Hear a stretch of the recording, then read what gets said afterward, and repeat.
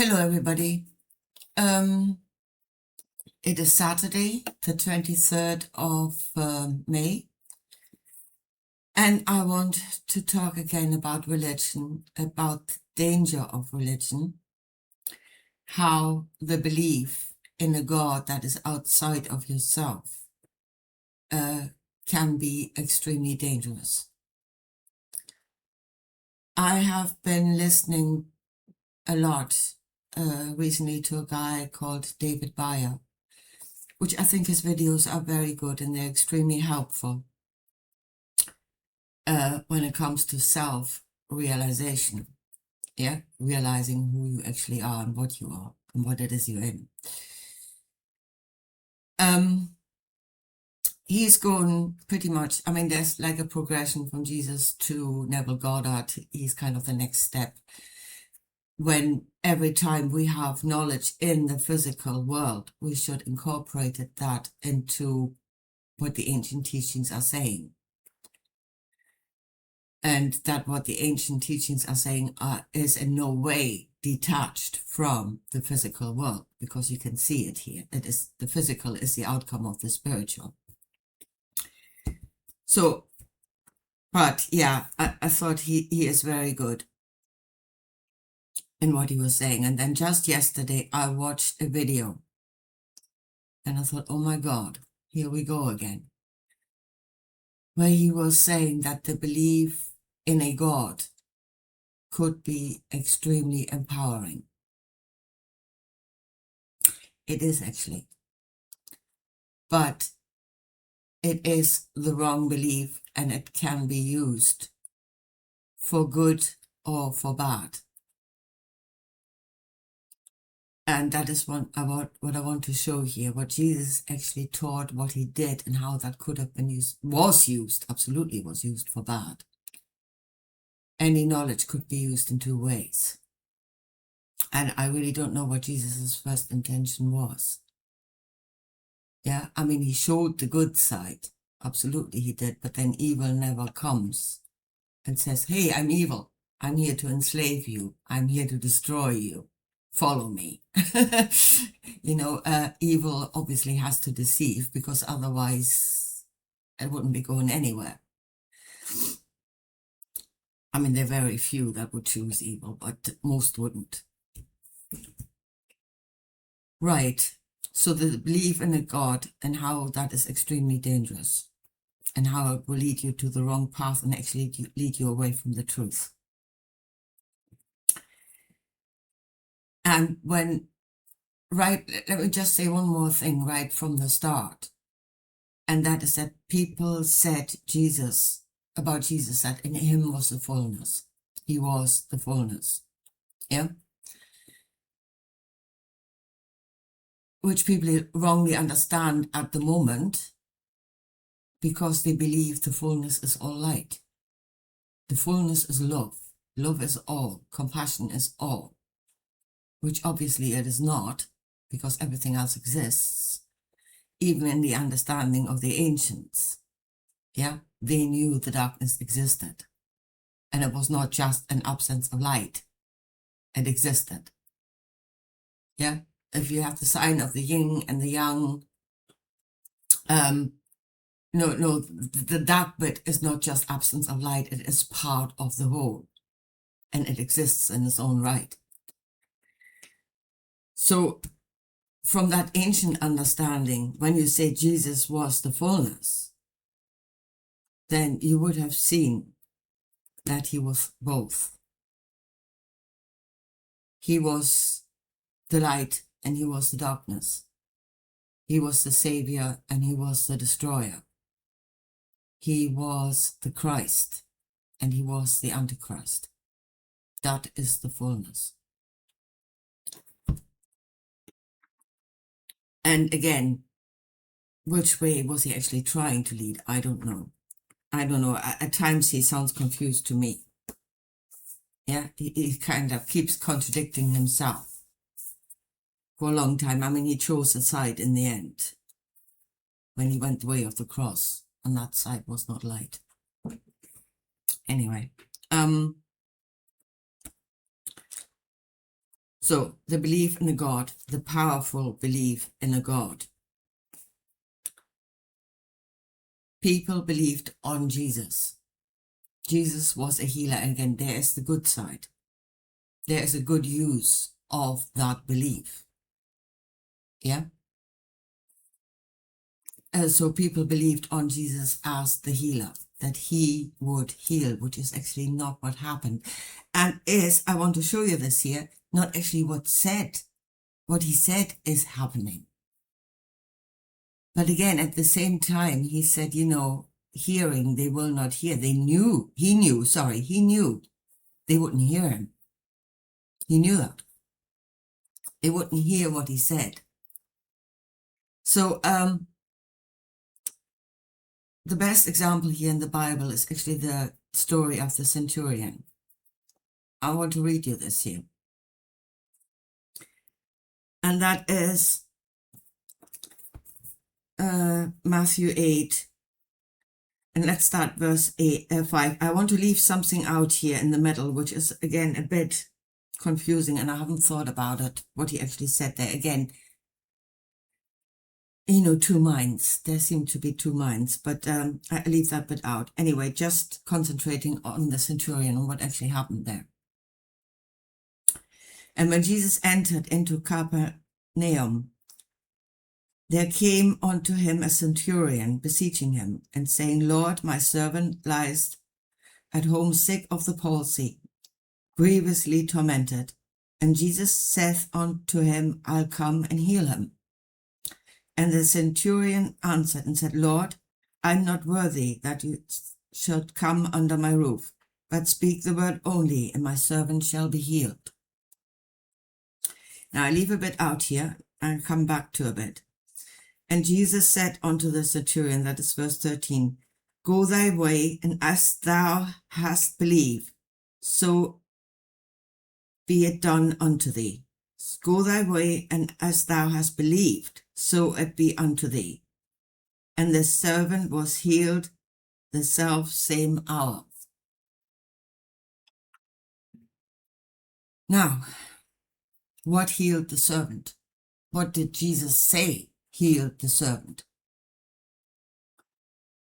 The belief of the centurion. Actually, Jesus claimed absolutely no part in this at that moment. He didn't claim any part of that. He says, Go thy way, and as thou believest, so it be done unto thee. According to what you are, according to what you believe, you will receive. Jesus claimed no part in this. And again, I think he was telling the truth. It was the belief of the servant in the outcome. And the outcome was not the word of Jesus. Again, that is something that is between what is happening now and the outcome. Somehow the servant thought that, the centurion thought the word of Jesus was somehow in between the two, between himself and the outcome. But Jesus didn't claim to be there. Your belief has healed the servant. Your belief on the outcome, and the outcome was the servant is healed. That was the outcome. And it was the belief of the centurion that healed the servant. Which is what he taught, what Jesus taught in whatsoever you ask for in prayer, believe you have received it. Stop asking, believe you have received it, and it shall be yours. But again, in hearing, I don't think the centurion went around afterwards saying, I have healed my servant. No, he didn't. He said Jesus did. Yeah. I believe on Jesus. I believe Jesus has the power to heal. But it was his own faith that did it. His own faith in the outcome. In a way, what we're looking at here is the placebo effect, was Jesus as the ultimate placebo. Now, why did the centurion believe on the power of Jesus rather than his own? And here it says, actually, that's the other bit I wanted to read, because that really explains it. So I'm not worthy that you should come under my roof, but for I am a man of authority, under authority, having soldiers under me, and I say to a man, go, and he goeth, and to another, come, and he cometh, and to my servant, do this, and he does it. Believe in authority. That is why he believed in Jesus. Believe in authority. Being in the hierarchy system and believing the hierarchy system to be the truth, the only truth.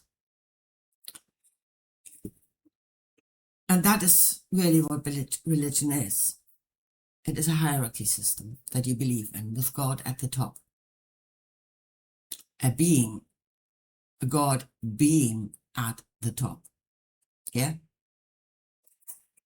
And most people that believe in God, they do not believe on the all. Or even if they say, I believe on the all or the creator of all, they still say it is in the mind of the creator, meaning making it a being, which it is not. And then the hierarchy coming from that being. Believe on authority. Now,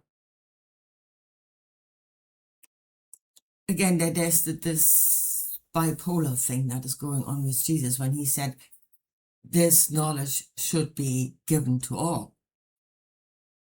Yeah? Preach the gospel to all. Again, at the same time saying, speak in parables so half of them won't understand. Yeah? Why? If you want to preach the gospel to all, why don't you tell them what's going on in plain words so they can understand? Because he didn't do that. He did not preach the gospel to all. Again, he created a hierarchy of the few that would have the knowledge. What he says to his disciples, to you it is given. I've explained this to you. You know what's going on here. But to them it is not given. Again, creating the division between those who know and those who don't. I have heard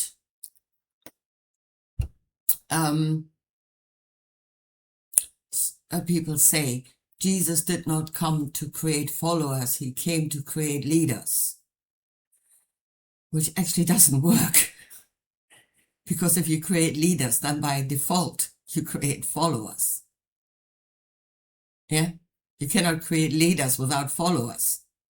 There wouldn't be leaders if they had nobody following. Yes, he created leaders and followers, both. And he was withholding the knowledge. He was hiding the knowledge in parables and only explained it to the few, which elevated the few. Again, you can say at this moment it was done for good. Yeah, because the few would go out there and heal the masses. Yeah, they are wonderful servants to all, they're healing all. But if the masses had not been in ignorance, they would not have needed the healers. If the masses had been in knowledge of the truth, you don't need Jesus, you can ask. The Christ is within you. You can ask.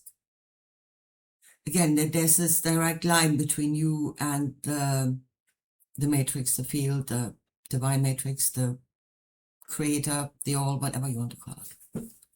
There's a direct line. You're directly connected to it. You don't need anything to intervene, ask for you, do it for you. You can do it yourself. That is the truth. That is the mark. Yeah? And by withholding that truth and only giving it to the few, you are actually not on the mark. You're not on point. You're actually in sin. I would say you're in sin. You've missed the mark. Again, that was deliberately done. I would say that was deliberately done. Again, creating a new hierarchy system. Okay, for good. Yes, it was to save humanity. It was so that people would be healed. Of course, they had to be driven into ignorance first in order to be healed, or they had to be in ignorance in order to be healed so that the placebo effect would work. But still, it's all done for good. Yeah? And here comes the dark side of that coin. Again, and the dark side exists. Yeah? It's not the coin is all light. It is not. Because once you create ignorant followers, which you will by creating the leaders that have the knowledge, once you have created ignorant followers, you can lead them anywhere you want. Again, you start with something good, you start with a promise of something good, you always do, they always do. He said evil never comes out and says, I'm evil.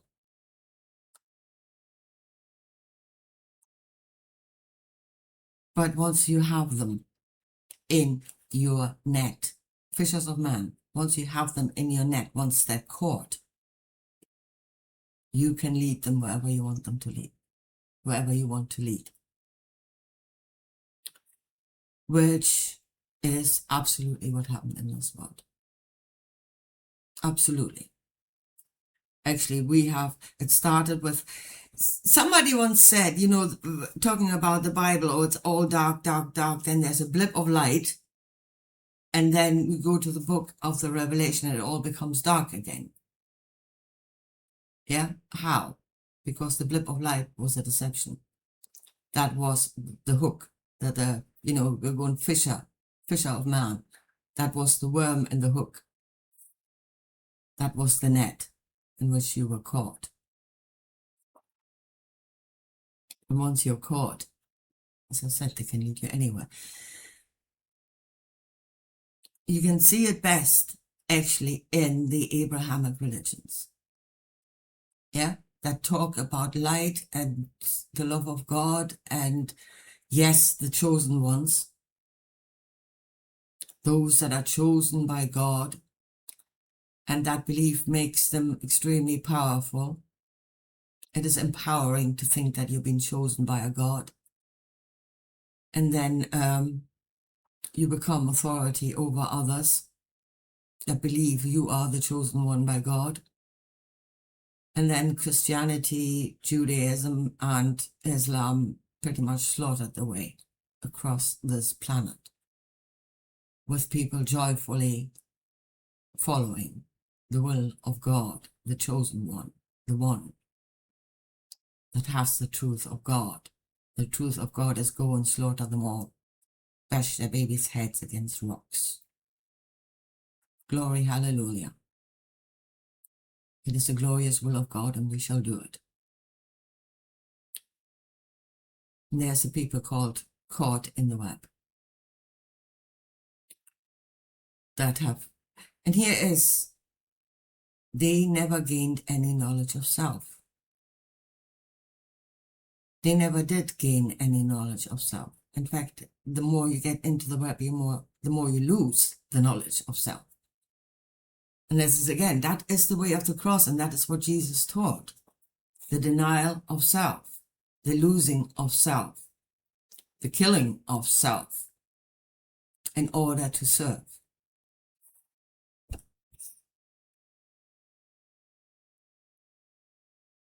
Whereas from the beginning, what this teaching should have shown is you have a self, you are in direct connection with the divine. The divine is within you and all around you.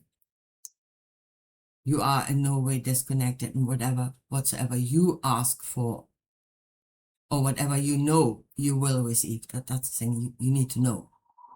You need to be in a state of knowing before it happens, because it is your knowing that creates reality. You don't need anybody doing it for you. That is the truth. That is the truth that should have been taught to all. And I would say just by using parables, that truth was actually deliberately hidden. Yeah, he's going around proclaiming, I'm proclaiming the truth, the knowledge, the truth that will set you free. But then he's deliberately hiding it and only giving it to the select few.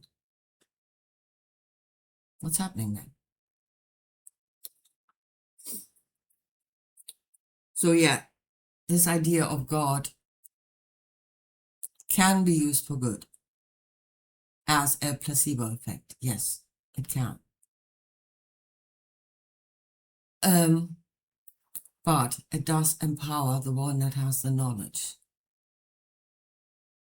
And it leaves those that are healed in ignorance. It leaves them in ignorance. And as I said, once the coin flips, when you have the sheep that will blindly follow, you can do whatever, you can command them whatever you like. They will follow. They will do joyfully the will of God.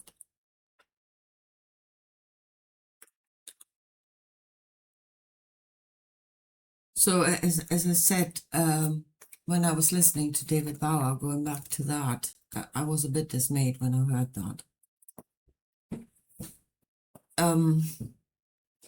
Because to my mind, he was on his way to the truth of us.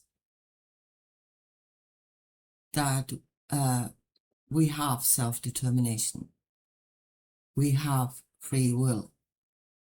We should use it wisely, yes, but we have it. He was on that path, and then to go back to saying, well, but if you believe in a God, that is extremely powerful. It makes you a servant. It takes away your freedom. You're on the way to freedom, to self-determination, and then it's like falling off the ladder.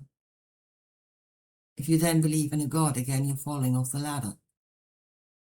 You're falling back down to becoming a servant or even a slave to the will of another.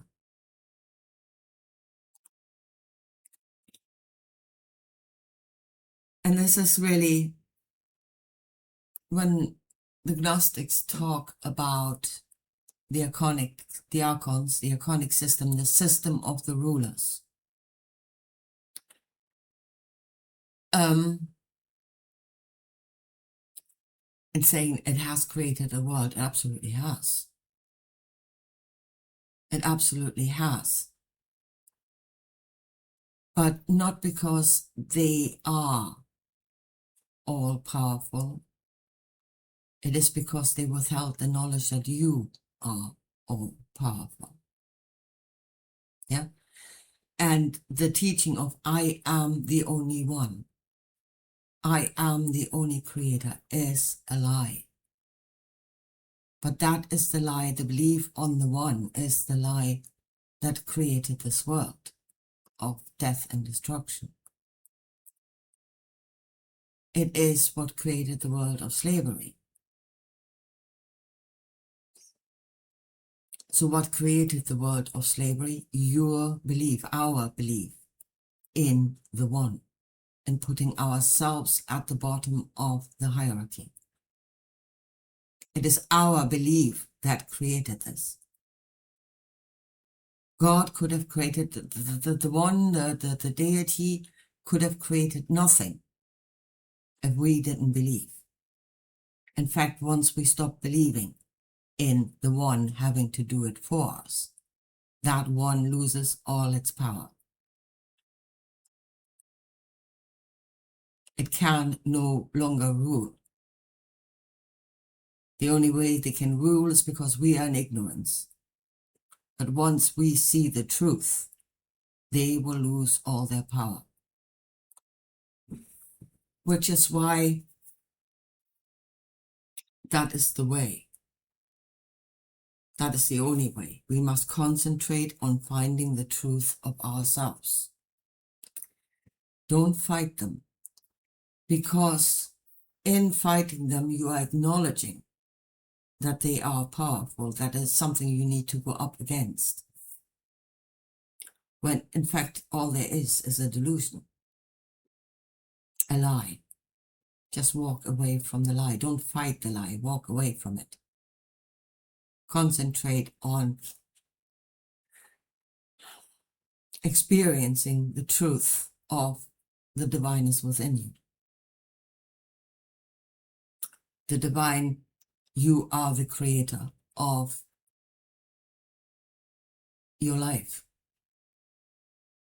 You have full independence. There is nothing that can stop you apart from the program inside of your head that says you can't. And if you're running that program, you are actually sabotaging yourself.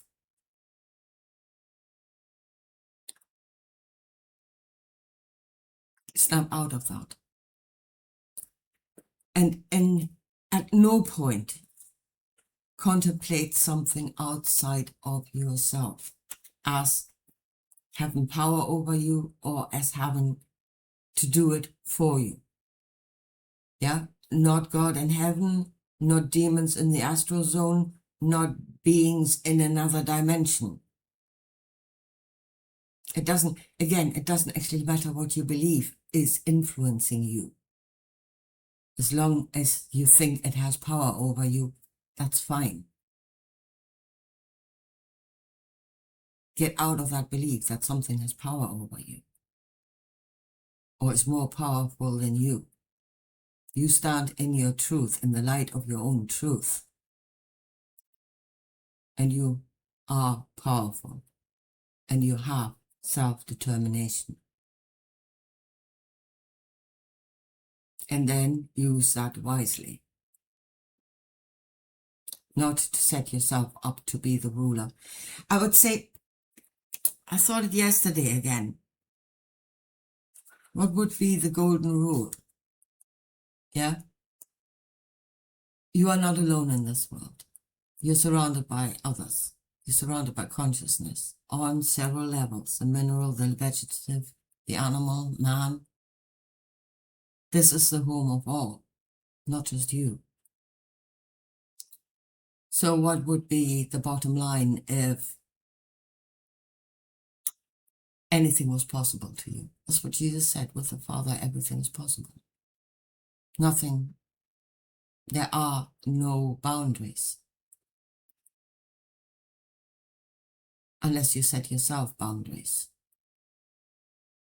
And then, to me, the bottom line is do no harm to others or yourself. Or yourself. And as long as you stick with that, you should be fine. If you're always conscious of that, don't do harm. You should be fine.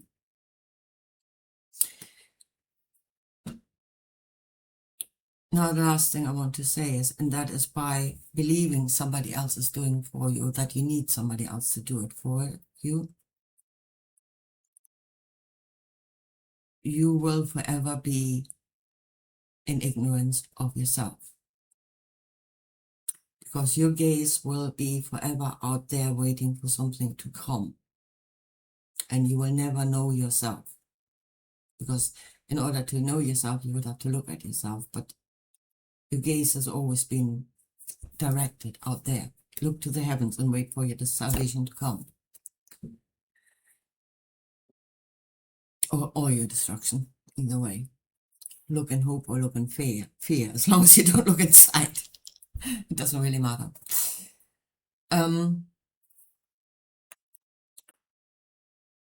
So yeah, you will be kept in ignorance of what it is you are forever.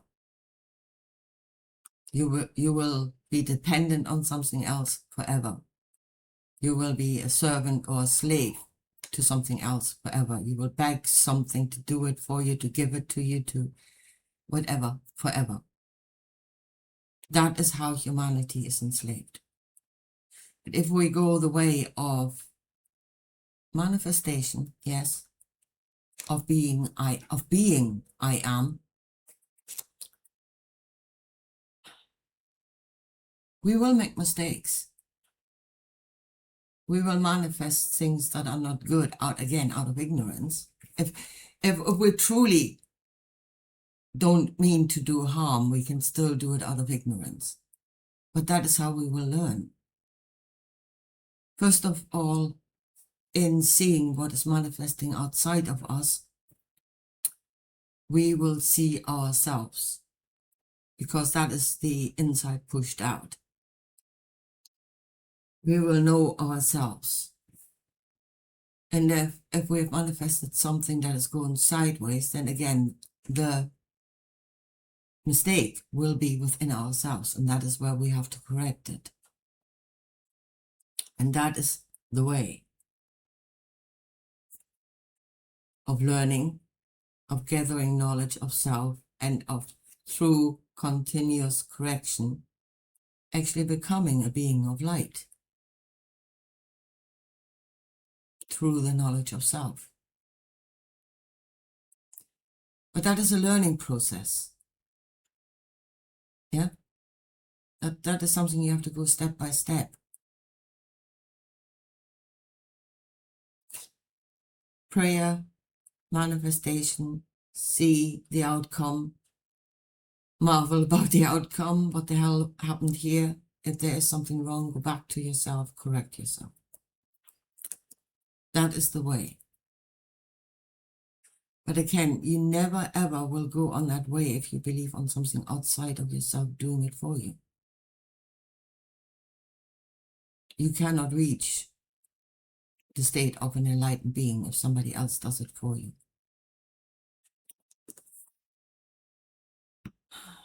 And it is the belief on the one that is outside of us, that is holding us back, that is keeping us in darkness. And even if it is portrayed as the belief of the one is good, the one comes to heal, the one will do everything for you, even if it is portrayed as good, it will keep you in slavery. You create a leader, you will create followers. You create a ruler, you will create slaves. You cannot create one and not the other. Anyway, here, folks, I hope this made sense. I leave it at that for today, and I talk to you again soon. Bye.